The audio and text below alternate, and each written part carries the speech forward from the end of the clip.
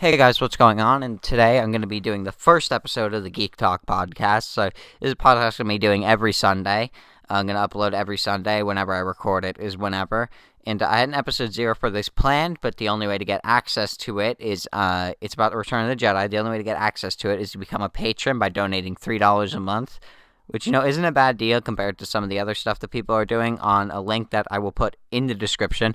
And then also there is today's episode is going to be about Funko Pops, so if you want to get Funko, again, link will be in the description. And if you want to get Funkos on eBay, another link will be in the description, so that's 3 links. 3 links in the description. And, yeah, so Funkos, it started in the 90s. It took a while to get its footing to become the big collectible that it is today. A lot of people, really focus on the Pops, but I like some of the other figures. Like, they have the classic Batman TV show figures, which I think are awesome. And there's different Batmobiles, and there's different variants of it. There's some exclusive to the Funko store, which if you want to pick that up, again, link will be in the description. Also, there's also, if you like this podcast, please leave a like and subscribe to the channel. I'm going to be doing a podcast every Sunday, and there'll be another video on with that, so it's 2 videos a week, rather than the usual channel's 1. But so basically, this is just going to be a podcast about different geek topics and stuff like that. So this week, I'm going to be doing it about Funko Pops. So, Funko Pops, you don't know what they are. How could you not? They're just little bobblehead figures. They got the big heads. You've definitely seen them before in the box. And they pretty much hit like a 9 on the collector scale because they hit all the marks that people love about them, which is they're portable, they're easy, they pretty much figures that cover every single topic in the universe. They have everything. And also, there's chase variants. You can change the variation on them. You can model them after movies, TV shows, comics, anything. So, they have pretty much the license to everything. I mean, everything.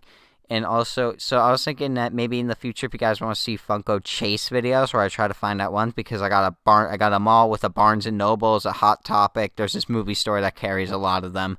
So, and then I got my local comic book store. So basically, I got 4 different places where I can be chasing for figures. And then there's a Walgreens, I'm pretty sure, nearby somewhere. And a Toys R Us. Point is, there's a lot of places that carry Funko Pops that will have chase figures. I was at Barnes & Noble's the other day looking for this Harry Potter chase figure. Fortunately, never came across it, which I was sort of upset. I'm not a big Harry Potter fan, but that chase figure, I was looking, they still had it because it sells for like $30, but it's only $10 at the store. So I was trying to look for it, see if they had it on the shelves. They had an entire section dedicated to Star Wars, which was interesting. They had the old Shakespeare Star Wars books, if you guys remember those, if you're young enough. But, yeah, so, Funko. I'm already stuttering on my first episode of the podcast, and we're only like 3 minutes in. But so, yeah, if you want to see chase videos in the future, I think that would be awesome. So just leave a comment if you want to see one. But, I gotta sell some comics to get the money for that so I can actually make the chase video because running a channel is expensive, which if you want to donate, again, link will be in the description to my Patreon page.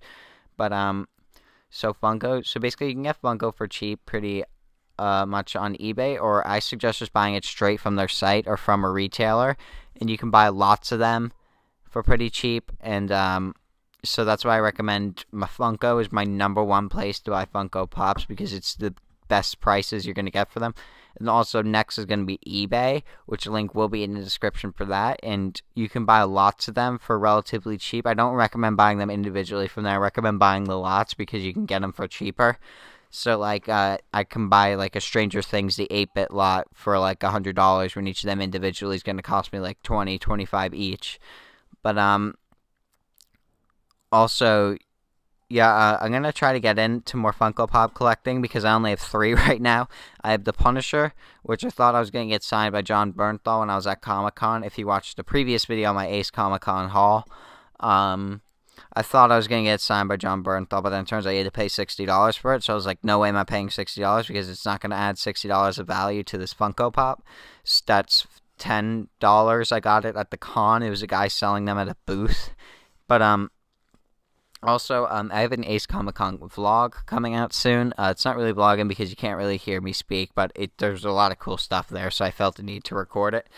And, yeah, it's just, and then I have the one from the Collector's Core video that I also posted this channel that you guys also probably saw, which was the Thor and Loki Funko Pops. And just for preference, today's episode I'm going to keep a little shorter, sort of like under 10 minutes, while future episodes I'm going to try to make 10-15 minutes. And that's just because this is episode 1, and I'm not sure this is how this is going to work, how I'm going to structure these. So this is just sort of a test episode. Like I said, the real first episode is episode 0, which link will be in the description to Patreon. And the amount of times I said link will be in the description. You guys better check it out.